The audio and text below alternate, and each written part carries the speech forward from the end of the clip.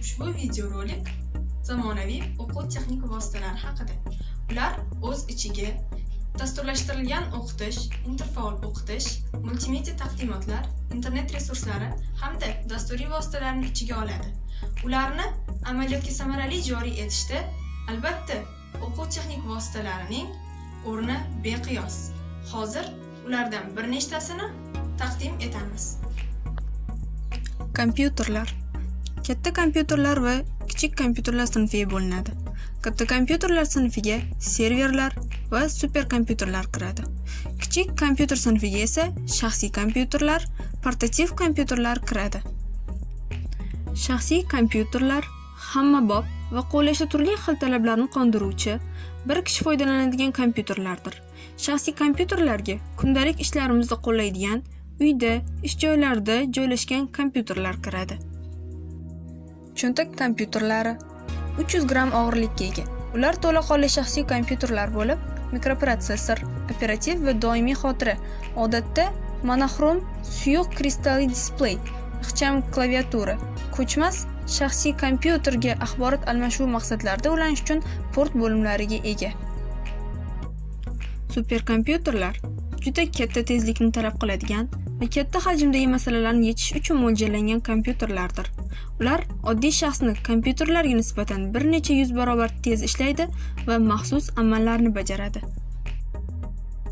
Shu o'rinda kompyuterga qo'shimcha texnik qurilma vositalarini ham sanab o'tishimiz lozim. Marhamat. Skaner bu ma'lumotlarni qog'ozli hujjatdan bevosita kompyuterga kiritish qurilmasidir. Matnlar, sxemalar, rasmlar, grafiklar, fotografiyalar va boshqa grafik axborotni kiritish mumkin. Skaner nusxa ko'chirish apparatiga o'xshab, qog'ozli hujjatning tasviriy nusxasini qog'ozda emas, balki elektron ko'rinishda yaratadi. Tasvirning elektron nusxasini yaratiladi.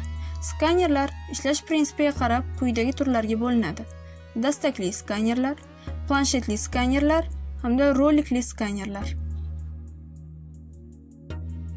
Modem telefon tarmog'i orqali boshqa kompyuterlar bilan axborot almashishni ta'minlaydi.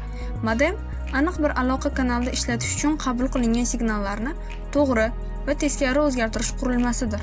Ko'pgina modemlar ma'lumotlarni uzatish jarayonida ta'minlashdan tashqari, telekommunikatsiya tizimlarida bir qator boshqa foydali vazifalarni ham bajaradi. Va boshqa zamonaviy o'quv texnik vositalari bilan tanishishingiz mumkin.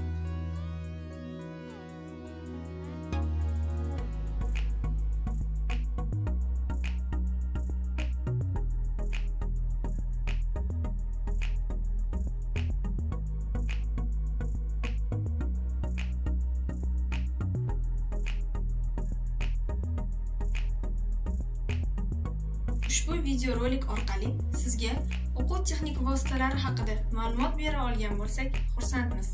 E'tiboringiz markazida O'zbekiston Davlat jahon tillari universiteti Quyi kurslar fakulteti 106 guruh talabasi Islombekova Mohizoda bo'ldi.